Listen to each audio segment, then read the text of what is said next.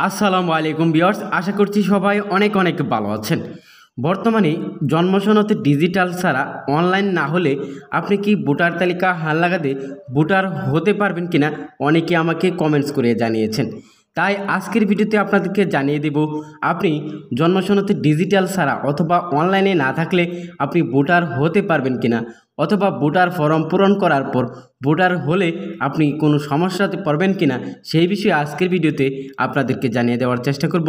তাই সম্পূর্ণ video continue দেখুন, আশা করি আপনাদের কাজে লাগবে। এখন আর দেরি না করে আপনাদেরকে নিয়ে যাব সরাসরি মূল ভিডিওতে। চলুন তাহলে দেখানো যাক। প্রিয় ভাই বন্ধুগণ, আপনারা হয়তো অনেকেই জানেন 2008 সাল থেকে শুরু করে 2009, 10, 11, 12, 2016 সাল পর্যন্ত আপনার অনলাইনে জন্মসনদ না থাকলেও ভোটার হওয়া গেছে।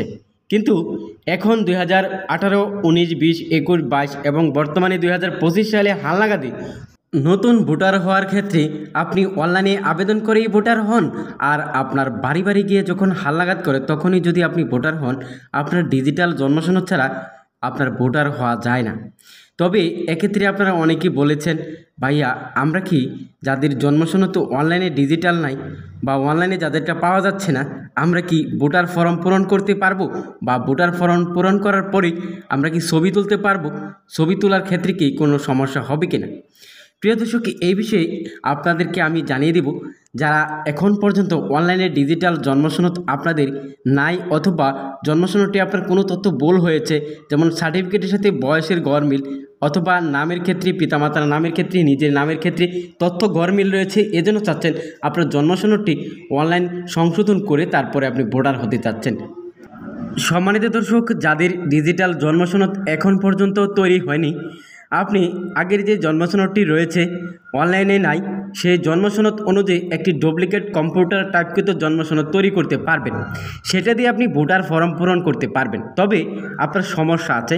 সমস্যাটি হচ্ছে, আপনি যখন ছবি তুলতে যাবেন তখন নির্বাচন কমিশনের সুপারভাইজাররা আপনার সেই কাগজপত্রগুলো যাচাই বাছাই করে, এবং যে জন্মসনদগুলো আপনার জমা দেওয়া হয়েছে কাগজপত্রের সাথে ভোটার তালিকা হালনাগাদি ফরমের মধ্যে, সেই জন্মসনদটি আপনার যদি তারা সন্দেহ মনে করে, তারা সেটাকে অনলাইনে ভেরিফাই বা যাচাই করতে পারে। তখন সেই যাচাই করার সময় আপনার জন্মসনদটি আপনার যদি অনলাইনে না থাকে, তখন আপনি ভোটার তালিকা থেকে বাদ পড়ে যাবেন, ভোটার হতে পারবেন না।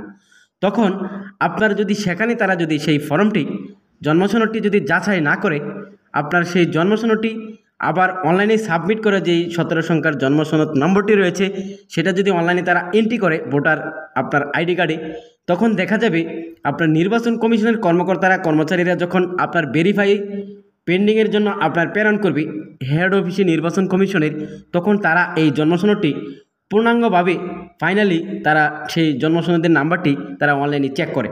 যখন চেক করবেন তখন যদি তারা দেখে আপনার জন্মসনদটি অনলাইনে ডিজিটাল করা হয়নি, তখন আপনার এনআইডি কার্ডের প্রোফাইলটি তারা রিজেক্ট করে দেবে। তখন আপনার এনআইডি কার্ডের প্রোফাইলটা ভেরিফাই কমপ্লিট হবে না, তখন আপনি ভোটার আইডি কার্ড থেকে বাতিল হয়ে যাবেন, আইডি কার্ড আপনার হবে না। প্রিয় দর্শক, মোট কথা হচ্ছে, আপনারা যারা এখন পর্যন্ত জন্মসনদ আপনার ডিজিটাল করা হয়নি, যদি আপনার বয়স 2008 সালের আগে হয়ে থাকে, অর্থাৎ 2008 সালেও হয়ে থাকে, আপনি ডিজিটাল জন্মসনদ তৈরি করে ভোটার হতে পারবেন। এই সুযোগটি আপনার মাত্র আর 1 মাস সময় আছে। মার্চের 2 তারিখে আপনাদের চূড়ান্ত ভোটার তালিকা হালনাগাদ প্রকাশ করবে। এর আগে যারা ভোটার হতে পারবেন তারাই আপনার ভোটার আইডি কার্ড পেয়ে যাবেন। সম্মানিত দর্শক, আশা করি আপনারা বুঝতে পেরে গেছেন। এখন আপনাদেরকে জানিয়ে দেব যে কাগজপত্রগুলো ছাড়া হালনাগাদে অথবা অনলাইনে আপনি ভোটার হতে পারবেন না, কোনো ক্রমেই মাস্ট বি আপনার সেই কাগজপত্রগুলো লাগবে।